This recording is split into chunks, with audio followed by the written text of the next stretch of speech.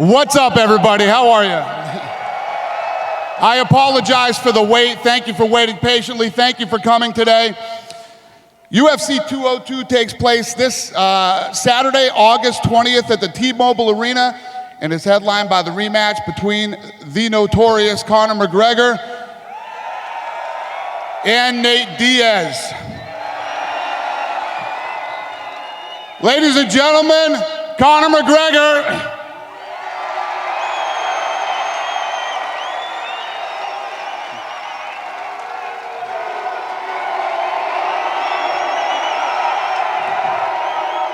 And Nate Diaz.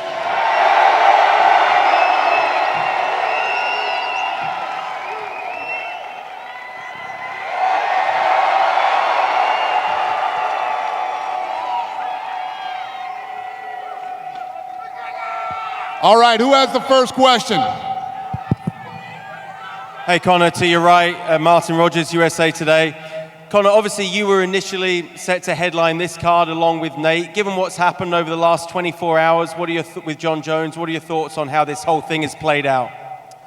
I could sit up here and say, well, but you know, I am a successful human being, and successful human beings do not celebrate in the adversity or misfortune of others. So, you know, I wish Jon well. I wish everyone backstage well. I know they're running around like headless chickens, trying to get everything together. But all I missed was a press conference. If I look at the facts, the main event of the fight and the co-main of the event of the fight weren't even at that press conference.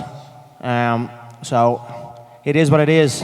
August 20th is my date, UFC 202, the real 200. And I will have my redemption. Nate, you've known Jon Jones for a long time. Were you surprised that he tested positive for a drug test? Were you surprised that Jon Jones tested positive? Yeah, neither one of us understand what you said. I said, Nate, were you surprised that Jon Jones tested positive? Everybody's on steroids.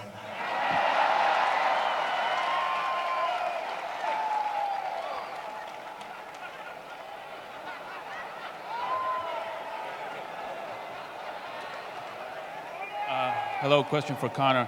How do you feel to be back in Vegas and to look at Nate once again straight in the eye? Yeah, it's good to be back here in Vegas to check out the T-Mobile Arena. I'm looking forward to it. I feel the last contest was a great fight. I have my reasons why I feel the fight went the way it went. And now I have an opportunity to prove what I am saying, like I've proved many times before, that what I say is correct. So I look forward to August 20th, where I will come in correct, prepared, sharp, and I will take this man out. One more, Conor. What have you been doing different in your preparation for this rematch? You know, I've simply prepared a little bit more specific.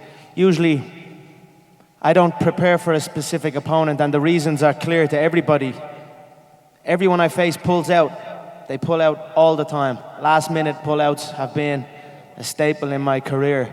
So I just carried on training. Even though I was preparing for Dos Anjos in the last contest, I didn't even bring a southpaw into the camp. So this time, I'm preparing for a tall, lanky, ugly Mexican southpaw. And that's it. A lot more specific. I'm going to go in and put this man away, and that's it. Conor, we heard that you asked for the fight again at 170. Can you just tell us what your motivations behind that again? You know, what kind of fighter would I be if I lost a contest at a specific weight against a specific individual, and then I said, well, you got me this time, I'll get you, cut a load of weight, and I'll get you this time, I'll get you at that weight. So it makes sense for me to have the contest at 170 to right the wrong, you know, to leave no questions. This is the one. This is where I put everything to rest. Thanks. And when you got back to Ireland, when you got back to Los Angeles as well, did people react differently to you? Did they, were people as forthcoming in praise as they were beforehand? The fans are great, I get the same treatment as I always have. Win or lose, if you come out and you put it all on the line, the fans will respect that, and that's what the fans do. So, no, it's been no different. It's been intense. Question for Nate. Nate, Conor's changed up his training partners a lot in the last few months. Back in March, this was a big criticism that you had of Conor. What do you make of the people that he's been working with in the last few months? I noticed some of the people he's working with, and he's got some. He's bringing top guys in, and that's what we should be doing. So, yeah, it's good. For Conor, please. We understand why you're standing at 170 pounds now, but you've got that 145-pound belt in front of you. Can you give us an idea, knowing that there's an interim title on the line on Saturday night, what is the future for you at 145 pounds? What is your intention as the champion of that weight class? I giggle. I giggle when they try and take that credit from me for going up this weight and fighting at 170 pounds. And they try and say, no, we're not. It's just a fight where I'm not cutting weight or he's not cutting weight and all this bullshit. Make no mistake, I am the undisputed 145-pound UFC champion. And that is my division, a division I have destroyed. Saturday night now, two fighters get to fight and rise up and see where we are. But make no mistake, that 145-pound division is my division. I am the world champion at that weight, and I will continue to dominate that division. I have other business that has presented itself that I must handle first. But make no mistake, 145, 155, these are all my divisions, and I will continue to come back and dominate them. Just quickly for Dana, obviously it's been a hectic 24 hours or so, but as we're sitting here waiting 30 minutes, 40 minutes for the press conference to start, what was going through your mind with these two guys and having to sit around to get this thing started? I'm not surprised, motherfucker.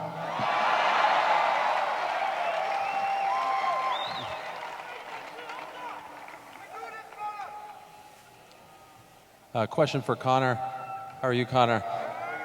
I'm wondering if after...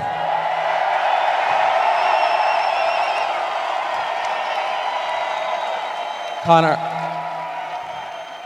after what happened at the press conference in April with Nate showing up, you weren't there, and he said, I'm not going to fight on this card, that he only wanted to fight against you, and then the negotiations afterwards. I know there's a rivalry between you two, but in a weird way, is there almost like this unspoken bond between you two as well?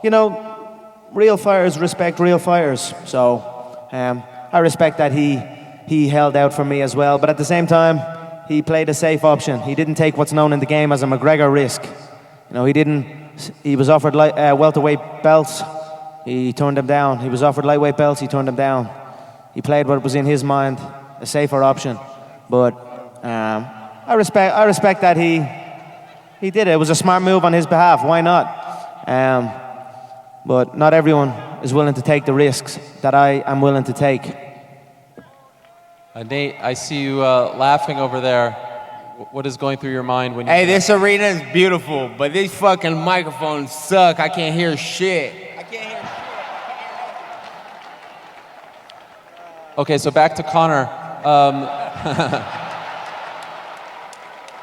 What's it like for you to be here in July, just 2 days before 200? Does a part of you feel like, hey, maybe I should throw my name in the hat? Did that thought go through your mind? I'm here and I'm in shape. All they got to do is ask.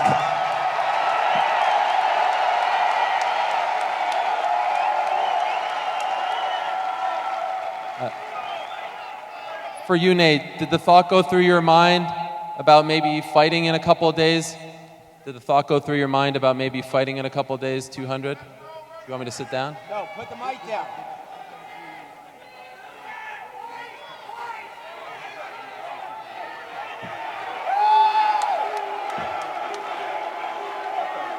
No? Okay. Mics are fucked up. Just have one more. Yell that shit. Drop the mic. Okay. Yeah. The mic's still fucking us up.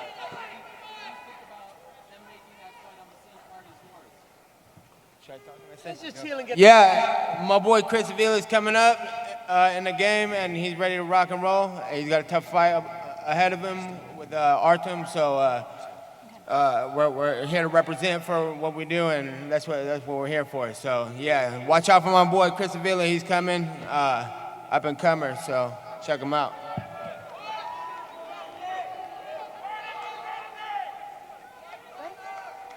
Question for Conor McGregor. Conor, you spoke after the first fight with Nate Diaz about feeling the difference facing a bigger man, the way he was able to take your shots. Is that anything that you're incorporating into your camp for this rematch in terms of preparing for that? All my sparring partners are 6 foot plus. I'm sparring middleweights for this contest, so I'll feel that extra weight. I'll understand that I must piece the shots together well. I feel they may think that I'm going to come in and tip-tap and run, hit and run, similar to... These mics are fucked up as well, to be honest, because it's like ricocheting in my head. But I'm going to go in and do what I always do. I'm going to go out, press forward, have that man backed up, similar to the way I had him backed up in the last fight. And I'm going to tee off on him.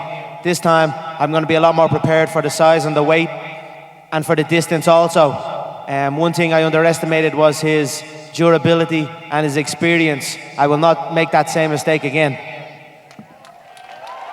And a question for Dana White. Dana, this rematch would be strong enough to carry a pay-per-view card on its own, but the undercard for this pay-per-view looks to be exceptionally strong. Were some of these fights left over, not being able to be made for 200 or fight week, or what's your thoughts on the strength of the undercard? Thank you. We always try to build strong cards. I mean, that's what we do. If the fighters are available, they're not hurt, then yeah, we always try to build strong cards.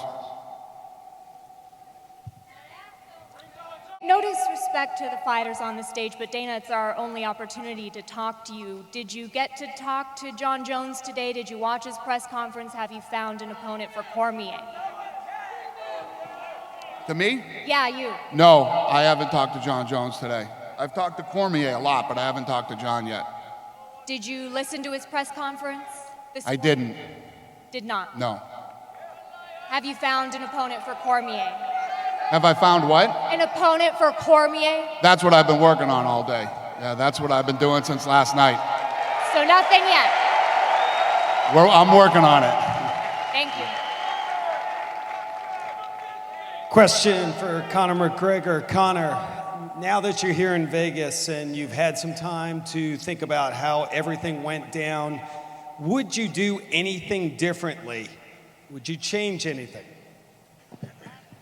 There was a lot of stuff going on when all that other stuff was going on.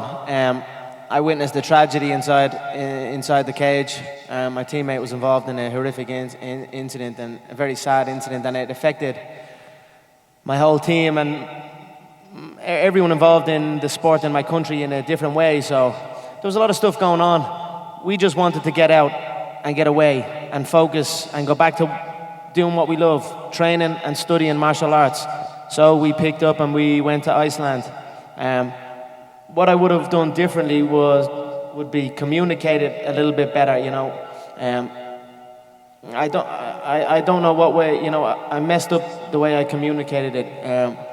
I think if I'd have reached out and I'd have said it the way I should have said it, and man to man and not in public, it would have played a little bit better. But I feel I played it a bit wrong, but they also played it wrong, you know. I've done an awful lot for the company.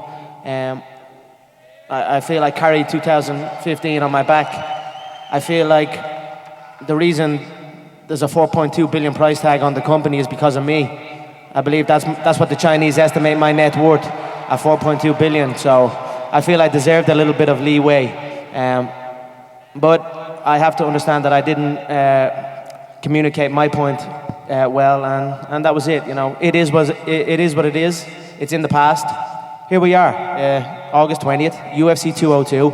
I'm happy to put it behind me and get back to competing and training for a contest. And a quick follow-up to you, Dana. You said that the negotiations, putting this fight together, were some of the most difficult that you've ever gone through. Can you just give us some details on why that was and just some of the sticking points? Who cares? The It's fight's done? happening. It's done? It's done. Who cares? Do you feel there could have been better communication between the camps and the UFC? I mean, just what Conor was saying? With the reverb in here, I don't have any idea what Conor just said. I literally can't hear anything that's being said. But what are you talking about? Leading up to the 200? Yeah, I mean, it's all about communication. Yeah. Didn't work out. We're here now. That's all that matters. This one's for Nate. Last time you were able to win the fight on 10 days' notice, with the full training camp behind you, what do you expect your performance to look like this time?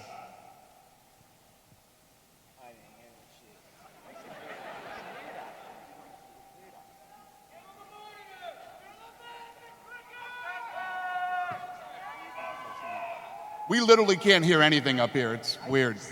You can? Well, I'm deaf. That he won the fight on 10 days' notice. No, I did. I told him. I got that one. Yeah, it should be better if I can prepare for a fight. So. And then for Conor. Conor, if you win this fight, it would be 1-1 with Nate. Do you expect this to be the last time you guys meet, or could you see a third fight sometime down the line? I feel we'll enter into a trilogy fight. Why not? It was a great fight the last time. I really enjoyed it. So yeah, I'll correct that win. I'll reclaim this. Let all those featherweights know who are praying that I don't come back. I swear to God, they say, I don't understand how they could even say I'm not coming back. Like I've missed weight before. I've never missed weight in my life. Not only have I not missed weight, I've actually made championship weight when I didn't even fight for a championship belt. So I'll beat Nate, get that win back, dominate my division again, and then we'll re-talk for the trilogy fight with Nate. So yeah, I believe this will be a trilogy fight.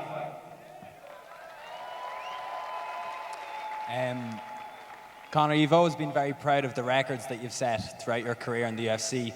If UFC 200 goes on maybe to break records that you've set previously, are you going to change anything leading up to 202 to ensure you get that top spot again? You know, I'm happy with my number one spot currently. It's the number one pay-per-view in the company's history. People think UFC 100 done more pay-per-view buys, but it didn't. Know that. So I feel this will do well. Even though Jon Jones and Cormier was off, their last contest done 750,000 buys. It was a 5-rounder. It wasn't the best contest. I didn't feel it was okay.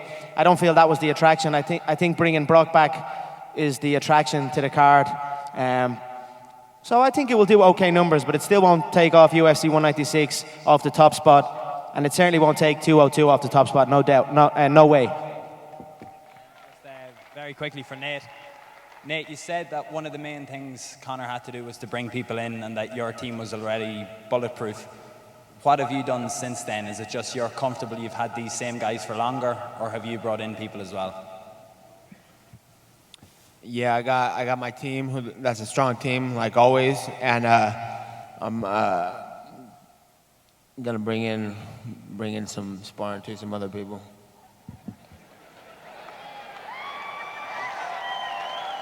We'll take one more question. We'll take one more. Marcus Corba with MMA Net. Nate Diaz, there's been a lot of questions about what Conor has changed for this fight. Have you done anything different from this fight, except from the extra time preparing for the fight, obviously?